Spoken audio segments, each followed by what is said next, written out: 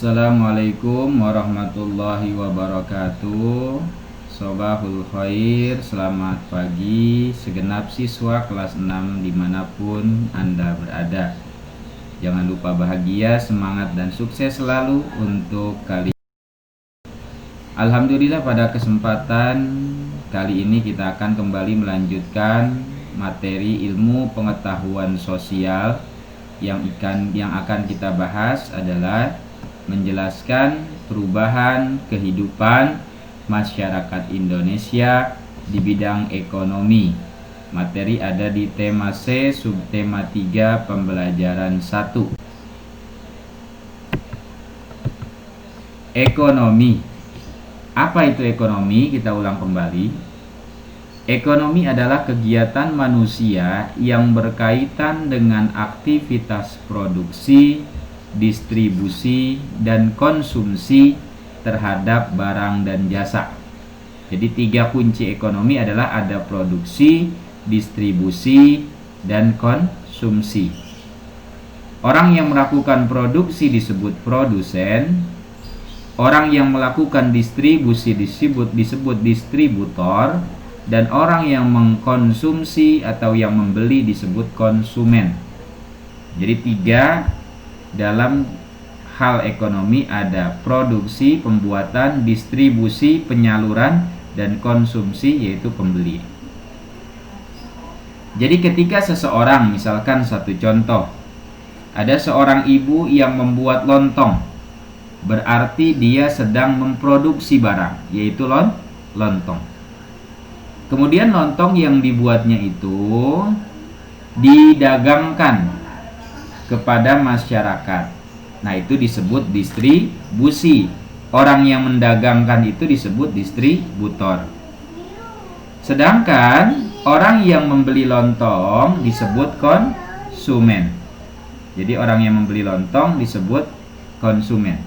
Jadi 3 dalam ekonomi ada produksi, pembuat, distribusi, penyalur, dan konsumsi atau konsumen, orang yang membeli.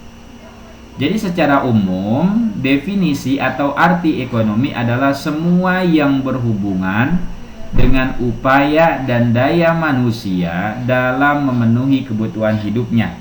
Jadi seseorang melakukan produksi, berdagang, membuat sesuatu untuk dijual, itu tujuannya untuk memenuhi kebutuhan hidup. Itu disebut kegiatan ekonomi.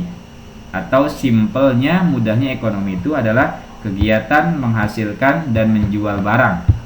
Jadi itu disebut dengan ekonomi. Baik, kita lanjutkan. Berbicara tentang ekonomi, kita kasih gambaran sedikit. Berbicara tentang kertas, tahukah kalian negara penghasil kertas terbesar di dunia? Negara penghasil kertas terbesar di dunia adalah RRT atau Republik Rakyat Tiongkok atau dikenal dengan negara Cina. Adapun Indonesia masih menduduki peringkat ke-6 dalam daftar produsen atau penghasil kertas di dunia. Indonesia bisa punya peluang besar untuk naik peringkat. Yang dilakukannya adalah dengan cara apa? Memperbanyak produksi. Bagaimana supaya produksi banyak? Pemerintah mempersiapkan 10 juta hektar lahan untuk hutan tanaman industri, menanam banyak pohon. Nanti isi hutan tersebut, pohonnya digunakan untuk bahan baku bubur kertas sebagai bahan pembuat kertas. Sehingga semakin banyak lahan yang dibuka untuk tanaman industri, kemudian akan menghasilkan bahan baku yang banyak, sehingga itu bisa menaikkan peringkat Indonesia dalam hal produksi atau pembuatan kertas di dunia.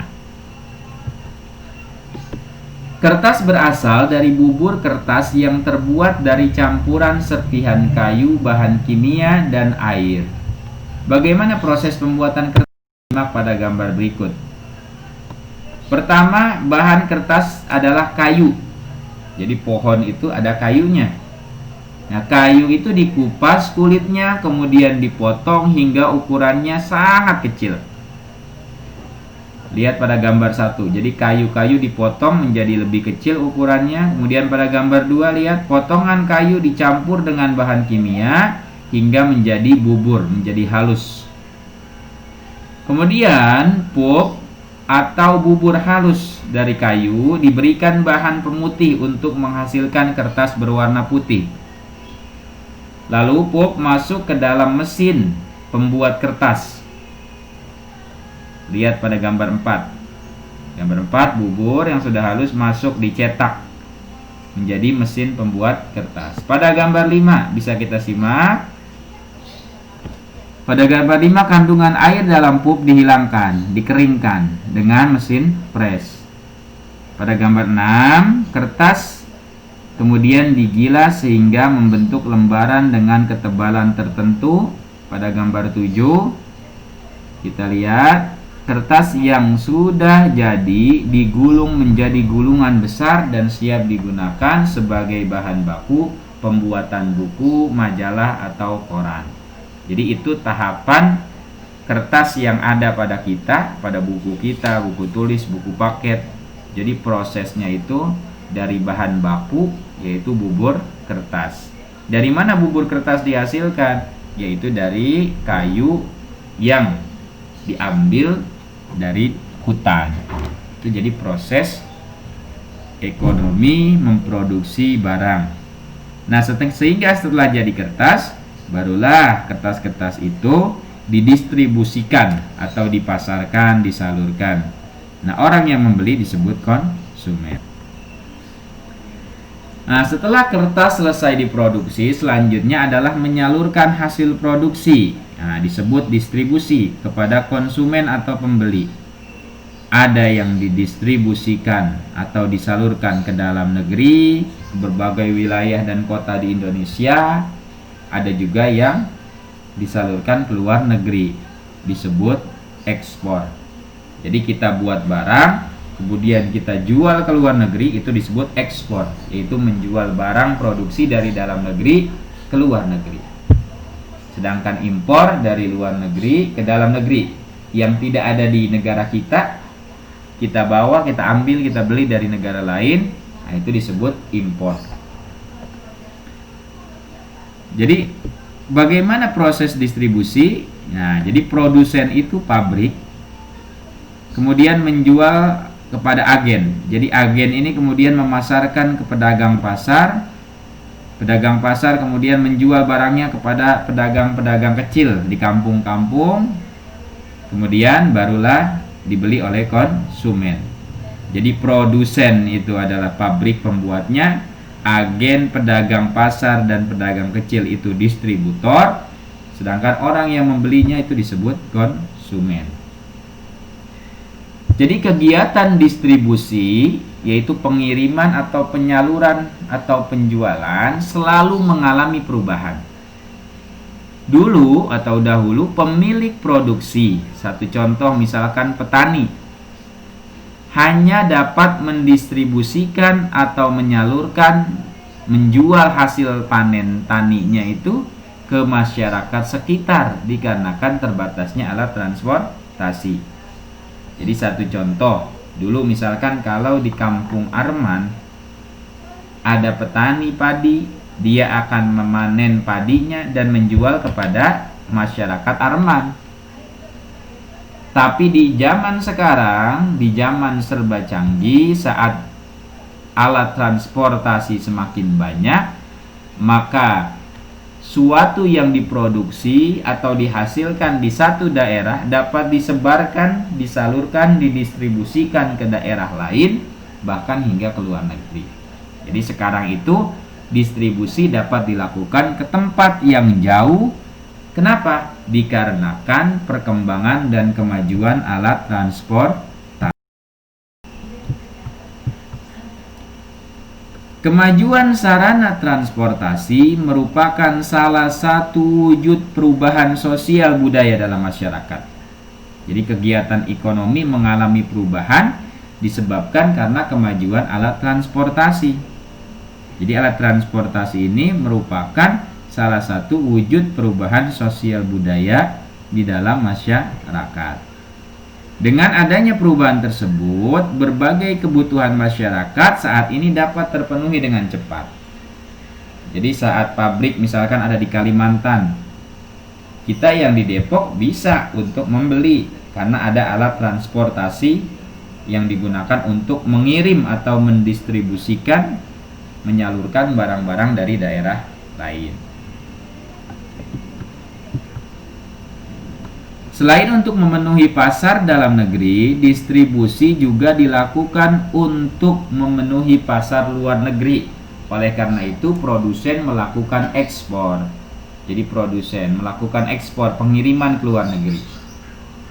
Adapun kebutuhan yang belum ada atau tidak terpenuhi di dalam negeri di Indonesia, pemerintah melakukan impor, yaitu membeli barang dari luar negeri. Contoh, Indonesia punya banyak beras, sedangkan negara lain sedikit beras karena tidak punya lahan.